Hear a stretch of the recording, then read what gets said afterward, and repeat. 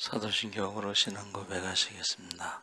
전능하사 천지를 만드신 하나님 아버지를 내가 믿사오며 그 외아들 우리 주 예수 그리스도를 믿사오니 이는 성령으로 잉태하사 동정녀 마리아에게 나시고 본디오 빌라도에게 고난을 받으사 십자가에 못 박혀 죽으시고 장사한 지 사흘 만에 죽은 자 가운데서 다시 살아나시며 하늘에 오르사 전능하신 하나님 우편에 앉아 계시다가 저희로서 산 자와 죽은 자를 심판하러 오시리라. 성령을 믿사오며 거룩한 공예와 성도가 서로 교통하는 것과 죄를 사하여 주시는 것과 몸이 다해 사는 것과 영원히 사는 것을 믿사옵나이다. 아멘. 찬송가 321장 찬송하시겠습니다.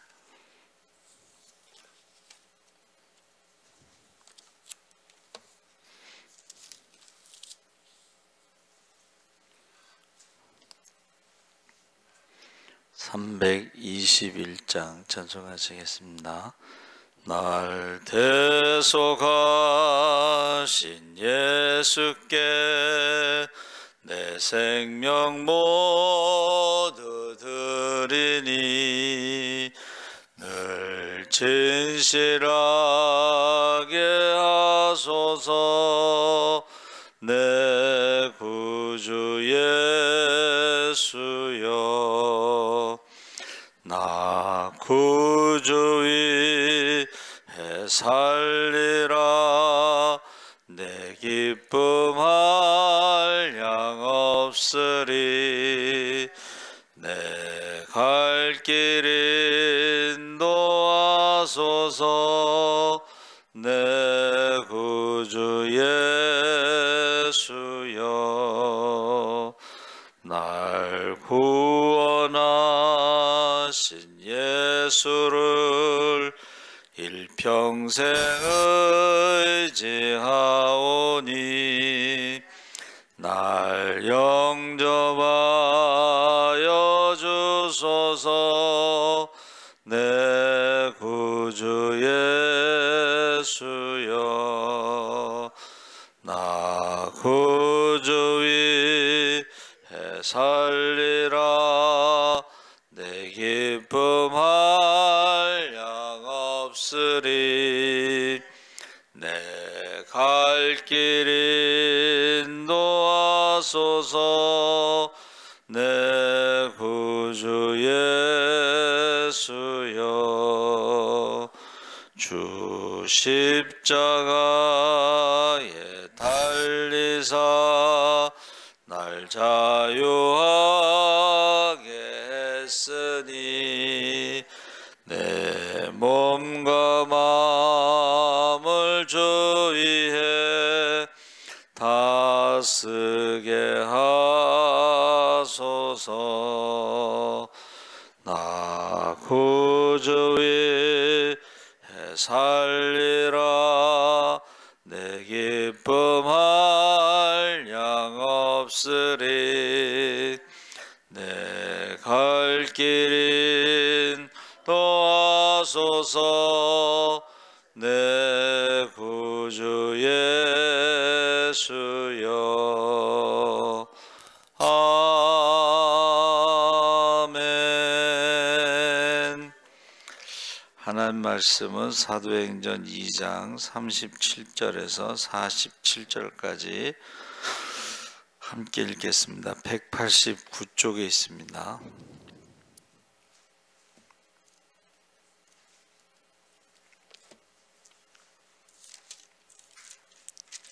2장 37절에서 47절까지 함께 읽겠습니다.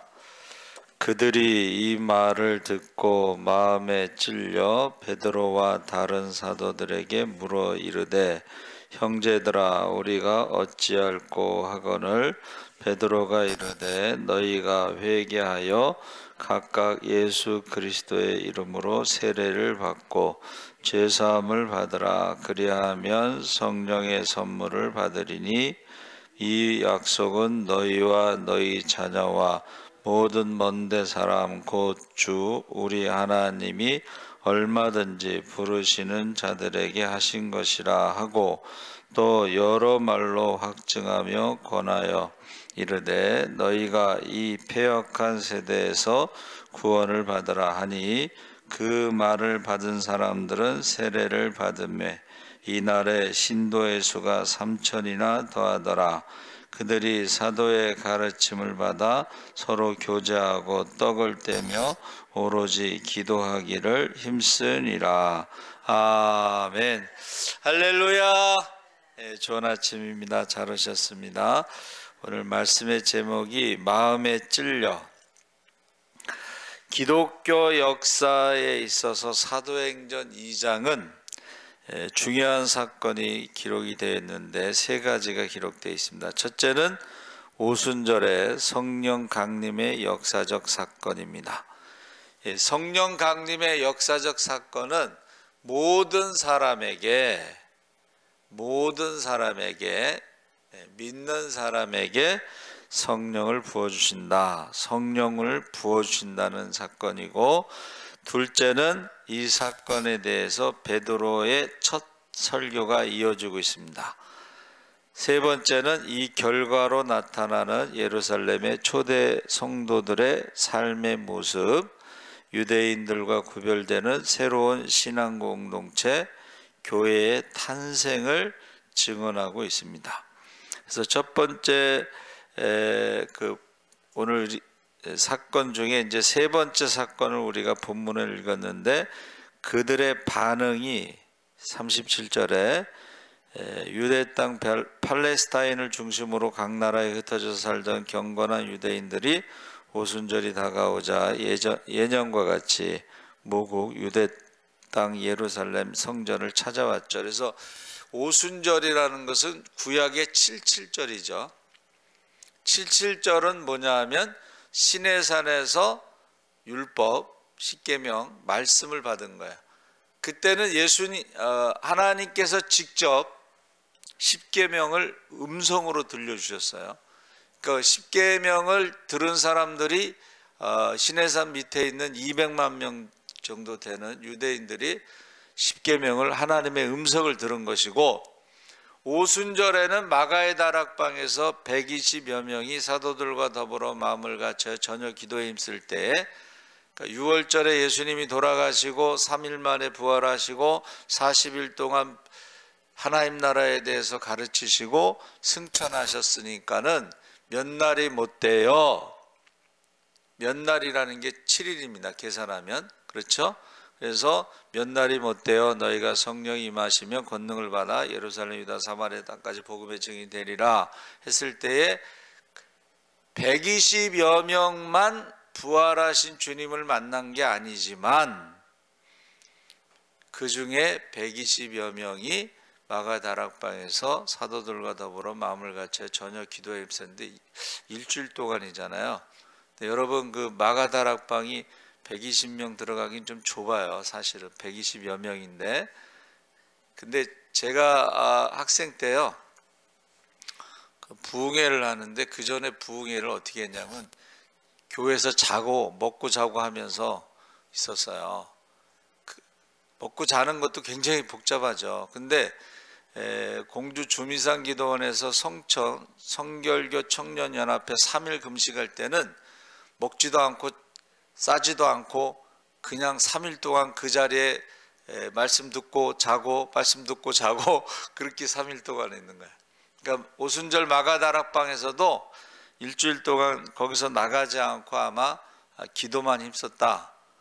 왜냐하면 예수님을 죽인 자들이 지금 시퍼렇게 살아있기 때문에 어디 다닐 수가 없는 상황이죠. 그래서 중국에서도 그 한국 목사님들이 가서 일주일 동안 이제 성경 공부하고 신학을 가르칠 때는 못 나가게, 일주일 동안 못 나가요. 아파트에서 같이 공부할 때. 왜냐? 나가면 신고하는 거야. 그러니까 지금 여기서 일주일 동안 이제 기도에 힘썼다는 것인데, 그래서 그 보통은 이제 신학자 예레미야스라는 사람이 예루살렘의 인구가 한 10만 명 정도 되는데 3대 명절 시기에 순례자들이 오면은 더 많이 몇십만 명이 더 모였을 것이다. 이제 이렇게 말하고 있습니다. 근데 그들이 오순절에 어떻게 했어요?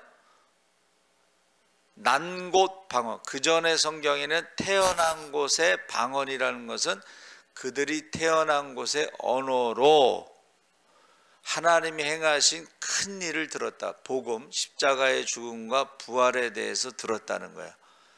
근데 이제 디아스포라라고 하는 흩어져 있는 사람들은 자기들의 태어난 곳의 언어로 들었지만 예루살렘에 있는 사람들은 다른 나라의 언어를 모르니까 술에 취했다 이렇게 말한 거야. 자기들이 알아듣지 못하는 것을 말할 때에 술에 취했다. 거기에 대해서 이제 베드로가 첫 번째 설교를 했는데 그 첫 번째 설교가 뭐예요?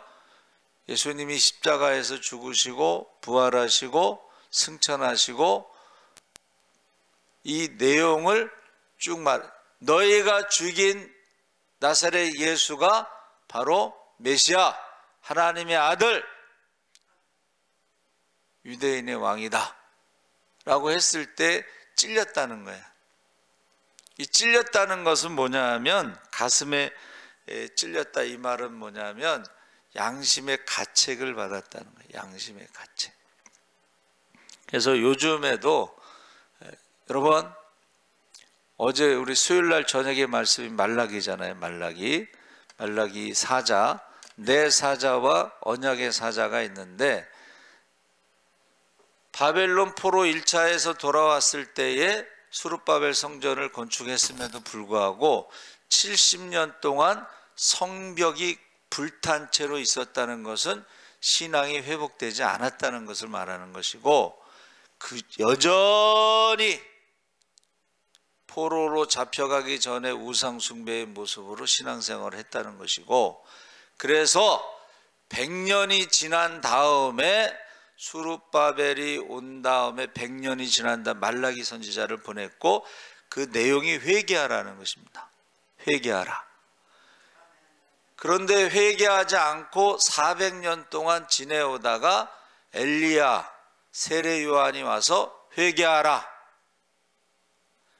6개월 뒤에 태어나신 예수님도 회개하라. 주님이 다시 오신다고 한 재림이 때가 되면 회개하라. 재림이 뭐예요? 최후의 심판을 말하는 거예요. 최후의 심판은 뭐예요? 상 받을 자에겐 상을 주고 벌 받을 자에게 벌을 주는 거예요. 그러면 준비된 사람들은 어떻게 해요? 기뻐 뛰며 주님을 찬양하지만 준비되지 않은 사람들은 슬피 울며 이를 가며 쫓겨남이 있다는 거예요. 그래서 지금 베드로의 설교의 첫 번째 그들이 들었더니 저 사람들이 원래 학문 없는 보통 사람인 줄 알았는데 무식한 갈릴리 어부로 알았는데 갑자기 세술이 아니고 요엘 선지자가 예언한 성령을 부어주신 것이다. 할렐루야. 깜짝 놀라는 거야. 성령에 대해서 말을 하니까 깜짝 놀라는 거야. 그래서 성령을 부어주셨다 하면서 그들에게 설교의 이제 3가지를 말하고 있는데 첫 번째는 회개하라. 제가 말씀드렸죠. 말라기 선지자를 보내서 회개하라.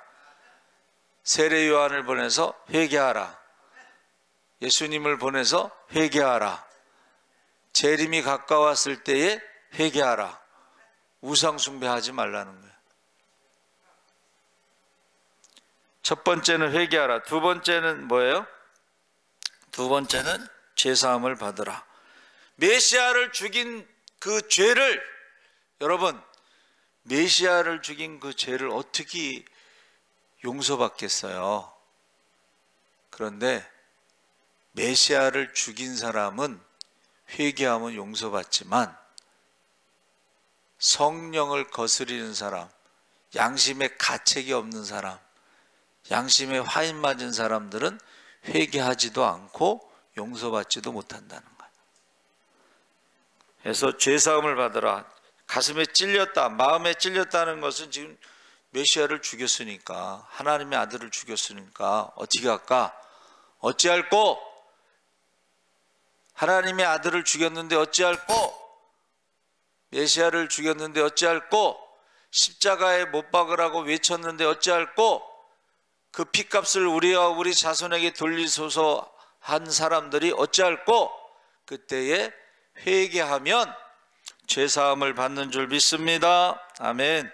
그래서 죄사함을 받을 때에 어떻게 하라냐면 베드로가 예수 그리스도의 이름으로 세례를 받으라. 예수 그리스도의 이름으로 세례를 받으면 죄를 용서받는다는 것. 할렐루야. 자기가 나는 죄인입니다. 예수님은 죄가 없으십니다. 이게 기독교의 그 신앙 고백이잖아요. 오른쪽 강도가 예수님은 죄가 없습니다. 우리는 죄인입니다. 나를 기억하소서, 불쌍히 여기소서 했을 때에 오늘 내가 나와 함께 낙원에 있으리라. 십자가에서 내려와서 착한 일을 해서 구원받는 게 아니고 신앙 고백으로, 믿음으로 구원받는 줄 믿습니다. 그 믿음으로 고백하는 것을 우리가 세례라고 하는데, 그것을 이제 바울은 뭐라 그랬어요? 세례는 예수와 함께 죽고 예수와 함께 사는 것이다. 예수와 함께 십자가의 그 정과 욕심을 못 받고 예수와 함께 부활, 새로운 피조물로 태어나는 것이다. 할렐루야. 세 번째는 이제 우리가 회개하고 어떻게 해요? 예수의 이름으로 세례받고 죄 용서받은 사람은 하나님과의 관계가 회복돼서 하나님의 자녀가 되는데, 그 하나님의 자녀가 되는 게 성령을 선물로 받는 거예요. 할렐루야. 성령을 선물로 받는 것이 하나님의 자녀가 됐다는 그런 보증이 되는 거야. 도장을 찍는 거야. 이마에다가 인친 자들을 천사들이 그들의 심판 때에 그들을 보호하잖아요. 그렇죠?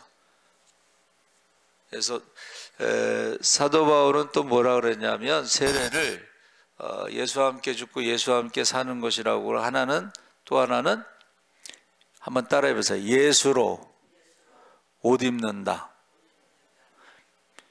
복음을 듣고 믿는 자는 구원을 받을 것이고, 그 믿는다는 것이 예수로 옷 입는 것, 회개하고 성령을 받는 것이라고 지금 말하고 있는 것입니다. 그러니까 여러분, 베드로의 첫 번째 설교를, 이게 모델입니다.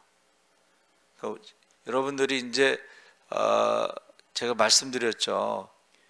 종교 안에 이제 공산주의자들이 들어왔는데 설교를 들어보면 베드로의 설교가 기준이 돼서 다른 얘기하는 사람들은 거짓 선지자들이라는 거야.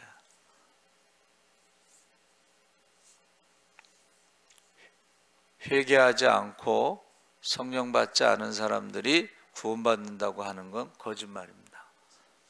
그래서 우리가 베드로의 설교가 기준이 되는 것입니다.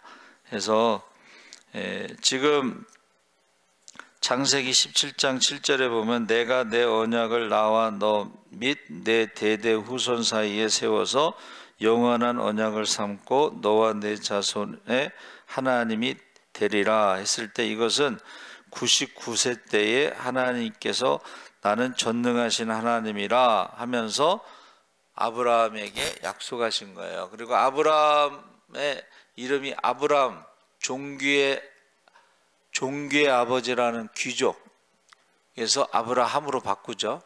열국의 아비. 그러면서 전능하신 하나님에 대해서 아브라함과 약속한 것이 끝나는 것이 아니라 너와 내 자손들과도 내가 언약을 세운다. 믿으면, 전능하신 하나님을 믿으면 그들도 하나님의 축복의 자녀가 된다. 할렐루야. 그래서 지금 오순절의 성령 강림은 제가 늘 말하는 것처럼 모세의 율법은 돌판에 새겼는데 모세오경을 다 외웠어도 어떻게 해요? 말씀대로 살아갈 능력이 없어. 우상을 섬기고 하나님을 섬기고 두 마음을 품고 두 주인을 섬기고, 그래서 성령을 주셨는데 성령은 우리 마음판에 말씀을 새기고 그 마음에 새긴 말씀대로 살아갈 수 있는 능력을 주신 줄 믿습니다. 그래서 제가요, 그 서강교회는 날마다 말씀 따라라고 목사님들이 뭐 10명도 더 되나 봐. 그냥 이렇게 말씀을 전하는 사람들이. 그런데 저는 이제 생각을 해봤어요. 우리는 한번 따라해보세요. 성령을 따라. 말씀을 듣고 지식으로는 우리가 알 수가 있어도 그 말씀대로 살아갈 수 있는 능력이 없으면 괴로운 거예요. 오라 나는 공고한 자로다. 이 사망의 몸에서 누가 나를 건져내랴. 마음으로는 하나님의 법을, 육신으로는 죄의 법을 섬기노라. 근데 우리가 성령을 따라 성령의 능력으로 살아가는 사람들은 하나님 말씀대로 살아갈 수 있습니다. 할렐루야. 그래서 저는 2025년 우리 표어가 성령을 부으소서예요. 성령을 부으소서. 성령을 따라 살아가시기 바랍니다. 아멘. 그래서 베드로가 지금 설교를 듣고서 이제 사람들에게 어찌할꼬 하는 그 사람들에게 이제 세례를 주었죠. 그래서 3,000명이 세례를 받고 그 사람들이 성령을 선물로 받아서 초대교회가 날마다 모이기에 힘쓰고 기도에 힘쓰고, 할렐루야. 날마다 모이는 게 쉬운 건 아니죠. 모여서 오로지 기도에 힘쓰니라. 우리가 읽은 말씀에 오로지 기도에 힘쓰니라. 성령 충만함 받게, 성령을 받는 것을 우리가 이제 성령 세례라고 그러고, 세례는 한 번 받는 것이고 성령 충만은 반복되는 거예요. 그러니까 우리가 벌써 신앙생활 할 때 성령 충만할 때하고 기도하지 않으면 성령 충만하지 않을 때하고 딱 다르잖아요. 그렇죠? 성령 충만하면 누가 무슨 말을 하더라도 시험에 들지 않아. 상처받지 않아. 할렐루야. 근데 성령 충만하지 않으면 누가 무슨 말 한마디만 해도 상처받고 시험 들고. 그러니까 말씀을 몰라서도 시험 들어요. 근데 말씀을 알면서도 기도하지 않으면, 성령 충만하지 않으면 시험에 드는 것입니다. 그래서 초대교회는요, 모일 때마다 성찬식을 했어요. 모일 때마다 예수님의 죽음을 기념하라. 할렐루야. 근데 이제 요즘에는 성찬식을 뭐 절기 때 한번 할까 말까 하는데, 그만큼 우리가 약해진 거예요. 예수님의 죽음을 기념하지 않는 거예요. 부활의 믿음이 없는 거예요. 그래서 저와 여러분이 베드로의 첫 번째 설교, 그리고 세례받은 사람들, 그리고 성찬식, 이것이 초대교회의 모습인데, 그들이 날마다 한 마음으로 성전에 모이고 집에서 떡을 떼며, 집에서라는 것을, 이것을 구역예배로 보고 있습니다. 구역예배. 이제 미국의 어느 목사님이 대학가에서 교회를 개척했는데, 대학생들이 졸업하면 자기 고향으로 돌아가거나 직장으로 가거나 그러잖아요. 더군다나 미국은 넓잖아. 그러면 졸업하고 고향으로 가고, 졸업하고 직장으로 가고, 그러면 대학생들이 졸업하면 교회가 이제 또 줄어들잖아요. 그렇죠? 그래서 기도를 했어요. 근데 기도를 했더니 하나님이 응답하셨는데, 그게 찾아낸 것이 홈 투 홈, 집에서 예배드리는, 집에서 예배드리고 집에서 예배드리고, 이게 구역 예배인데, 그랬더니 그 흩어진 사람들이 다시 모이더라는 거예요. 그래서 저희 교회 십계명에서도 구역 예배가 살아야 가정이 산다 그랬잖아요. 구역 예배를 가정에서 드리면 가정이 산다는 거예요. 근데 지금 코로나 이후로 유초등부 없어지고 예배 없어지고 중고등부 예배 없어지고 청년의 예배도 없어지고 구역 예배도 없어졌어요. 구역 예배 헌금은 하는데 구역 예배 가정에서 예배 드리는 게 없어요. 그리고 봄 지방 가을 대신방에 저희가 그전에는 가정에서 예배 드렸잖아요. 그런데 이제는 그냥 모여서 예배 드리거나 아니면 교회에서 예배 드리거나 이렇게 해요. 그러니까 가정에 제가 기도할 때 뭐라 그래요? 가정에서 예배 드릴 때 가정의 영적 기상도가 바뀝니다. 하나님과 우상이 예수님과 귀신이 함께 할 수 없으니까 가정에서 예배 드릴 때 영적 기상도가 바뀝니다. 악한 귀신이 떠나가게 되면 영적 기상도가 바뀌면 문제도 해결되고 할렐루야, 기도의 제목도 응답되고 할렐루야, 자녀들의 앞길도 열어주시고 할렐루야. 그전에는 가정에서 예배 드리게 되면은 가족이 다 같이 참석을 했어요. 애들도 다 참석을 했어요. 예? 근데 요새는 가정에서 예배 드려도 가족이 다 참석 안 하죠. 자녀들도 함께 예배 안 드리잖아요. 그렇죠? 예. 그러니까 여러분들이 그걸 잘 보셔야 돼. 이제 이렇게 되는구나. 마지막 때가 되면 모이기를 패하는 어떤 자들과 같이 보이지 않는 오순절 성령 강림 이후로 베드로의 설교 끝나고 어떻게 해요? 그들이 날마다 모이게 힘썼는데 집에서 떡을 떼며 교제를 하고 하나님을 찬양하는 삶을 살고 백성들에게 칭찬받았다. 이것은 이제 아마 날마다 구제를 했기 때문에 그렇다고 저는 생각을 해요.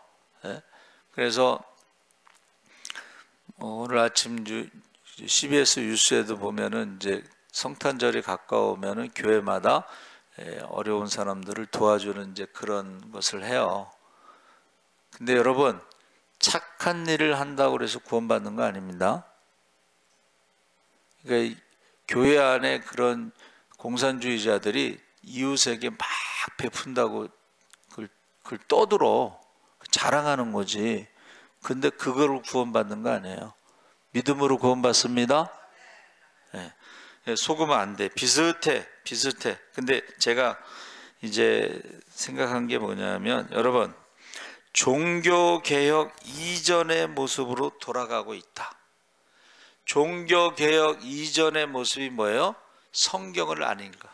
그렇죠? 라틴어로 됐고 신부들만 읽고 설교도 라틴어로 하는데 알아듣지를 못해. 말씀이 없어. 종교개혁 이전의 모습으로 돌아가. 기도도 신부가 하는 거야. 고해성사를 왜 하는 거냐면 신부가 대신 기도하는 거예요. 그러니까 지금 우리 기독교의 신앙이 어떻게 해요? 종교개혁 이전의 모습으로 말씀을 읽지 않고 기도도 하지 않고 신부가 대신 기도하고 그리고 어떻게 해요? 자기 마음대로 신앙생활을 한다는 거예요. 자기 마음대로. 그래서 저는 그것을 신앙의 양심에 화인 맞았구나 그런 생각을 갖게 됐습니다. 그래서 지금 그 마음에 찔려라는 말이 카타뉘소는 꿰뚫으다. 그리고 추추는 히브리어는 가시로 찌르다. 또 관통하다 뭐 이런 뜻인데 히브리어 담함에서는 잠잠하다. 어찌할꼬가 뭐냐면 메시아를 죽였으니까 어찌할꼬 할 말이 없습니다. 이런 뜻입니다. 그래서 여러분 그 전에 유머에서 코끼리를 바늘로 죽이는 방법 이런 말이 있었어요. 어떻게 죽여요? 바늘로 죽을 때까지 코끼리를 찌르면 죽는 거지. 그게 그때 유행했던 유머예요. 근데 보세요. 신앙의 양심도 바늘로 이렇게 찔러. 그럼 따끔하고 말겠지. 근데 계속 기도하지 않고, 계속 말씀 읽지 않고, 계속 예배드리지 않으면서 언젠간 죽어요. 지금 그런 상태가 있다는 거예요. 만민의 기도하는 집에 기도하는 사람이 없어. 만민의 기도하는 집에 말씀이 없고, 회개가 없고, 우상숭배로 가득 차고, 욕심으로 가득 차고, 자기 자랑으로 가득 차고,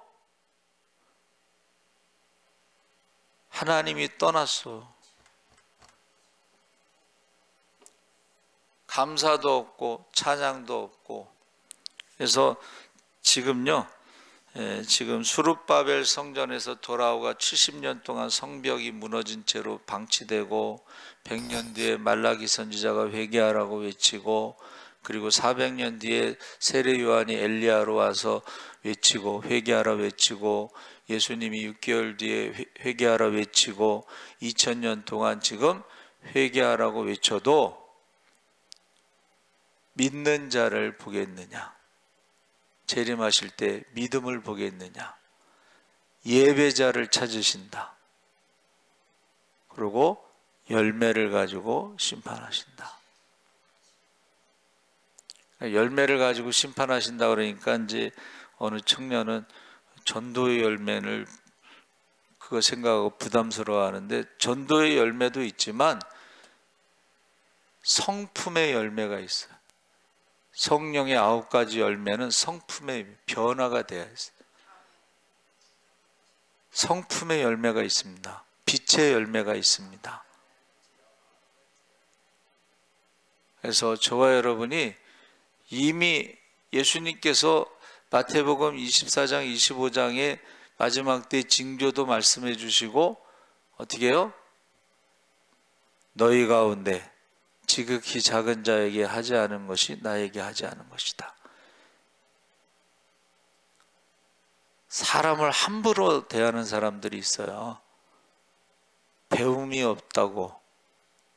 저희 어머니도 무학자거든요. 그래도 기도는 저보다 더 많이 하셔요. 영안이 열리고. 가진 게 없다고 그래서 함부로 대하고, 말을 함부로 하는 사람들이 있잖아요. 예수님이 이미 다 말씀해 주셨는데 준비하지 않는 사람들이 있어요. 그래서 저와 여러분이 이거를 잘, 지금 말라기서부터 해서 세례 요한, 예수님의 재림까지 잘 보셔요. 내가 지금 기도를 하고 있는지 안 하고 있는지, 예배를 드리고 있는지 안 드리고 있는지, 이걸 잘 보셔요. 살아계신 하나님 아버지 감사합니다. 이제 오순절에 77절에 시내산에서 말씀을 주신 것처럼 오순절에 마가다락방에서 성령을 부어주셨습니다. 이제 권능을 받아 예루살렘, 유다, 사마리아 땅까지 복음의 증인으로 살아가게 하여 주시옵소서. 감사하며 예수님의 이름으로 기도합나이다. 아멘. 하늘에 계신 우리 아버지여, 이름이 거룩히 여김을 받으시오며 나라의 임하옵시며 뜻이 하늘에서 이룬 것 같이 땅에서도 이루어지이다. 오늘날 우리에게 일용할 양식을 주옵시고 우리가 우리에게 죄 지은 자를 사하여 준 것 같이